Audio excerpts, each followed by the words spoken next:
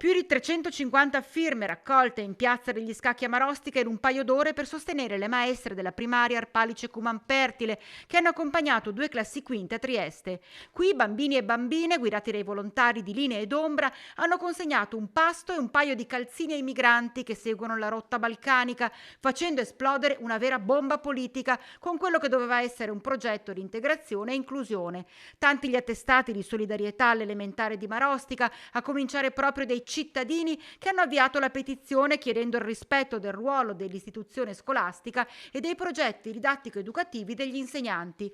Lo stesso coparroco dell'unità pastorale Pianezze Marostica, don Giorgio Zanetti, ha espresso totale appoggio alle maestre, riconoscendo il profondo valore educativo, civile e sociale, si legge, dell'attività svolta dalle due classi quinte.